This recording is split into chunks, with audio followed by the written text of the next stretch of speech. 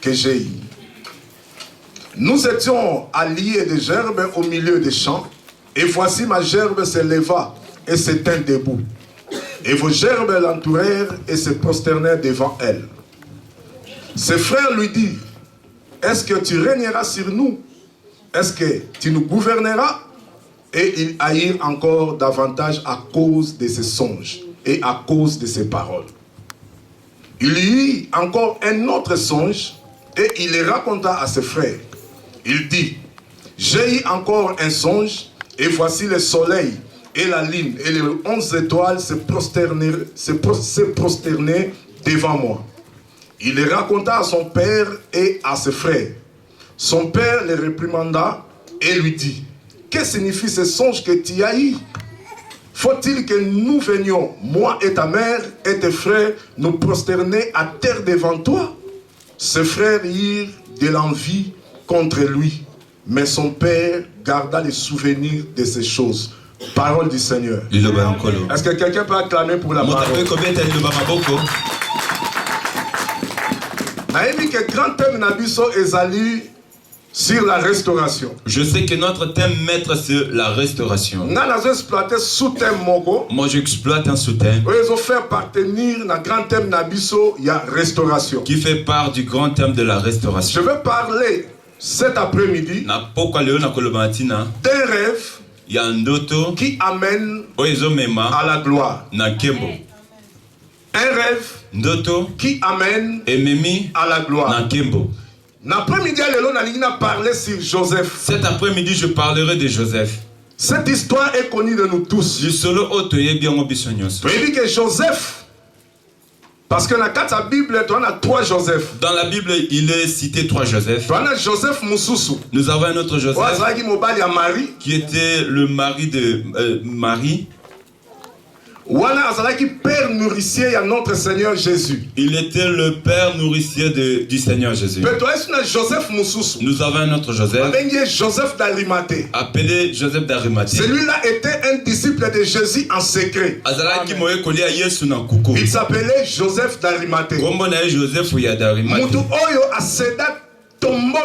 Cet homme a cédé sa tombe Seigneur Jésus pour qu'on puisse enterrer le corps du Seigneur. Mais Joseph,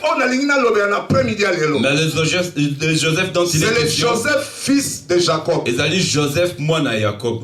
Père d'Ephraïm et de Manassé. Tata ya Ephraim pe Manassé. Alléluia. Amen. C'est de lui que je parle. Là où nous venons de lire, Joseph a eu un songe. Le songe qu'il a eu, sa gerbe s'est dressée. Et les gerbes de ses frères se sont accroupis devant sa gerbe.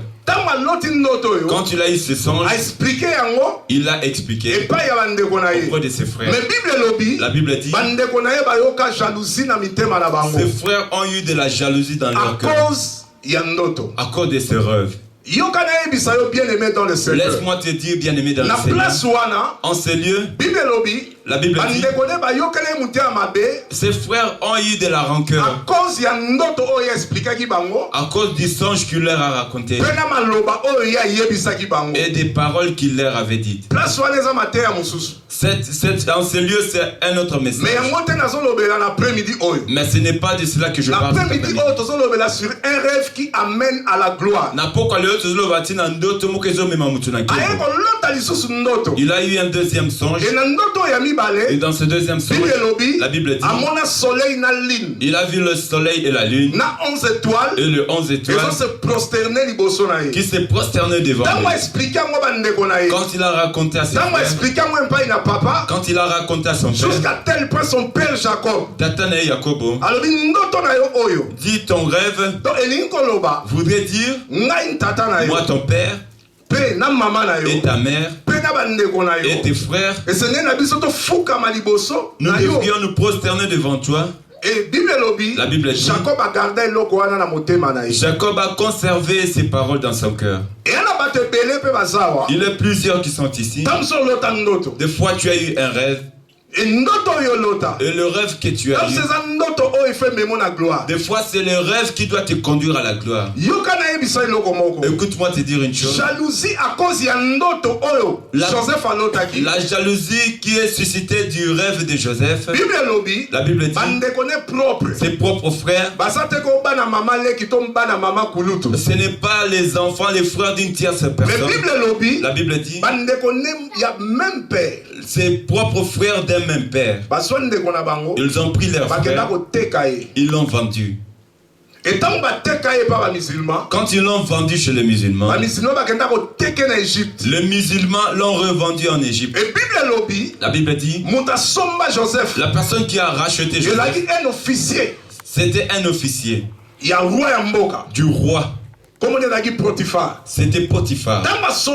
Quand il a racheté, comme Joseph était une personne qui avait un songe qui conduit à la gloire, la Bible dit à cause de la présence de Joseph dans cette maison, la bénédiction s'est introduite dans la maison de Potiphar. La prospérité s'est introduite dans la maison de Potiphar. Cela veut dire, si tu reçois une personne chez toi, et que cette personne rêve qui amène à la gloire, cette personne là dans ta maison bénédiction apportera la bénédiction, prospérité apportera la prospérité dans cette maison. Parce que la Bible dit tout ce que Potiphar avait prospéré à cause de la présence de Joseph. À cause de la présence de Joseph. C'est bien écrit dans la Bible. Et comment il a dit, ce n'est pas moi qui l'ai inventé. Celui qui a un rêve qui amène à la gloire, il amène la bénédiction et la prospérité. Et c'est quand Joseph s'est introduit dans cette maison, jusqu'à tel point l'officier du roi lui dit la responsabilité entière de ma maison et toute la richesse que j'ai, je donne sous ta gouvernance.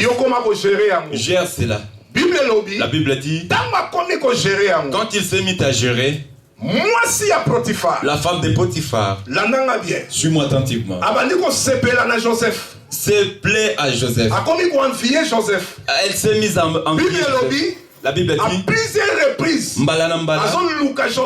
elle cherchait Joseph à le faire tomber, jusqu'à tel point, un jour, les serviteurs de cette maison étaient un peu à l'extérieur et tous les gens de la maison étaient à l'extérieur. La Bible dit et il est venu, elle est venue au devant de Joseph. Elle dit à Joseph, moi je te veux que tu deviennes mon rival. Joseph lui dit, mon chef Potiphar m'a donné l'autorisation de toucher tout ce qui est dans cette maison, de toucher tout ce qui est matériel dans cette maison, de diriger certains serviteurs. Mais ce qui m'est interdit de toucher, c'est toi. Parce que tu es la femme de mon patron. La Bible dit, si tu lis, à plusieurs reprises, cette femme de Potiphar, moi je suis à Potiphar, cherchez toujours Joseph. Je dirais à une personne, celui qui a déjà eu un rêve qui amène à la gloire, tel que tu as un rêve qui te conduit à la gloire, sache que les tentations viendront toujours auprès de toi. Et quand cela arrivera, il y a une chose que tu dois faire. Finalement, la Bible dit, moi ça Potiphar dernier jour a dit que cette femme vient au dernier jour lui dire, donc il faut seulement ça là. Aujourd'hui il faudrait que tu les fasses. Joseph a dit non. Quand Joseph s'est mis à fuir, elle a retenu le manteau. Joseph lui a laissé le manteau et il s'est échappé. Mon problème est qu'est-ce qui a fait que Joseph ne puisse pas aller avec la femme de Potiphar. Nous pourrions dire qu'il a craint le péché. Mais pour moi, je trouve que ce rêve que Joseph avait, il savait que ce rêve que j'ai eu, même si mes propres frères m'ont vendu, même si ma famille m'a abandonné, même si je suis sur une terre étrangère, mais ce songe que j'ai eu, un jour, s'accomplira. Voilà la raison pour laquelle dans la Tina, Joseph a refusé de sortir avec la femme de Potiphar. Une personne qui a eu un songe, il y a plusieurs personnes qui ont eu des rêves. Mais dans ces rêves que tu as eu, où te trouves-tu actuellement? Joseph, quand il a rencontré la tentation, il a pensé au rêve. Or, à l'époque, et pourtant, être chef dans la maison de Potiphar, ce n'est qu'un début. Ce n'est juste une fine bénédiction que Dieu lui avait fait. Mais il y avait quelque chose de grand qui était touché. Il aurait fallu qu'il devienne premier ministre en Égypte. Écoute-moi, bien aimé dans le Seigneur. Celui qui a eu un rêve qui peut le conduire à la gloire ne peut pas faire n'importe quoi. Écoute-moi te dire. Tu remarqueras une personne telle que Pierre. Toute la nuit, il s'est mis à pécher, mais il n'a rien eu. Mais qu'est-ce qui s'est passé pour Pierre?